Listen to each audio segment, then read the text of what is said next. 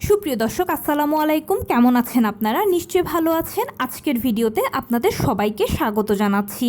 আজকে আমি আপনাদের সাথে শেয়ার করব গর্ভাবস্থায় পেট শক্ত হয়ে যাওয়ার কারণ ও করণীয় সম্পর্কে। তাহলে চলুন মূল ভিডিওতে যাওয়া যাক। বাই দ্য ওয়ে, মূল ভিডিওতে যাওয়ার আগে একটা কথা বলি, আমি আমার চ্যানেলে pregnancy related, specially normal delivery related অনেক ইম্পর্ট্যান্ট তথ্য ভিডিও আকারে শেয়ার করে থাকি।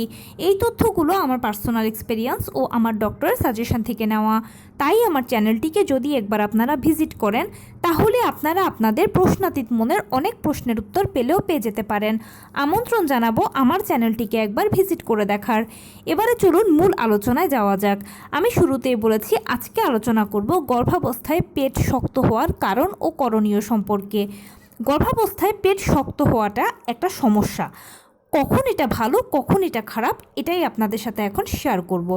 দেখুন, প্রথম থেকে যদি 8 মাস এই সময়টার মধ্যে আপনার বারবার পেট শক্ত হয় এবং ছেড়ে দেয়, তাহলে অবশ্যই দেখবেন যে এটা কতবার হচ্ছে। যদি 24 ঘন্টার মধ্যে একবার কিংবা দুবার হয়, তাহলে ঠিক আছে, সমস্যা না। কিন্তু যদি দেখেন যে 3 বা 4 বারও হচ্ছে বা তার থেকেও বেশিবার হচ্ছে, তখন অবশ্যই সমস্যার কথা। আপনি দ্রুত ডাক্তারের সাথে যোগাযোগ করবেন। ডাক্তার তখন চেক আপ করে দেখবেন যে আসলে কেন, কী কারণে এতবার আপনার বারবার করে পেট শক্ত হচ্ছে এবং ছেড়ে দিচ্ছে। এর এক অন্যতম কারণ হচ্ছে যে বারবার পেট শক্ত হওয়া ও ছেড়ে দেওয়া প্রিম্যাচিওর বেবি হওয়ার লক্ষণ। এছাড়া গর্ভের শিশুর কোনো সমস্যা হলেও কিন্তু এর সমস্যাটা হয়। পেট শক্ত হওয়া মানে হচ্ছে জরায়ুর সংকোচন প্রসারণ হওয়া। তাই প্রথম থেকে 8 মাস সময়ের মধ্যে যদি বারবার করে পেট শক্ত হয় এবং ছেড়ে দেয় আপনি, তখন অবশ্যই ডাক্তারের সাথে আলোচনা করে নেবেন। ডাক্তার সিটিজি মেশিন দিয়ে দেখবেন যে কতটুকু শক্ত হচ্ছে, এবং সে মতে আপনাকে ডাক্তার যদি ব্যবস্থা দেয় এবং সে মতে আপনি চললে ইনশাল্লাহ আপনি কোনো বড় ধরনের ক্ষতির হাত থেকে রক্ষা পাবেন।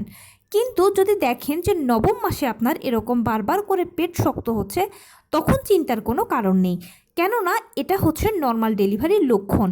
নর্মাল ডেলিভারির সময় এরকম বারবার পেট শক্ত হবে, আবার আপনি ছেড়ে দেবে, মানে জরায়ুর সংকোচন প্রসারণ হবে। আর ওই সময় বাচ্চা ভেতর থেকে চাপ দেওয়া শুরু করবে, পাল্লা দিয়ে ডাক্তারও আপনাকে চাপ দিতে বলবে। তাই 9ম মাসে যদি এরকম দেখেন যে বারবার পেট শক্ত হচ্ছে এবং ছেড়ে দিচ্ছে, তখন সেক্ষেত্রে চিন্তার কোনো কারণ নেই, এটা নর্মাল ডেলিভারির সাইন। তবে পুরো প্রেগনেন্সি পিরিয়ডে যদি দেখেন যে বারবার পেট শক্ত হচ্ছে, ছেড়ে দিচ্ছে, বিষয়টা আপনার কাছে অস্বাভাবিক লাগছে, যে কোনো সময় দিয়ে লাগছে, তাহলে অবশ্যই একবার ডাক্তারের সাথে যোগাযোগ করে নেবেন।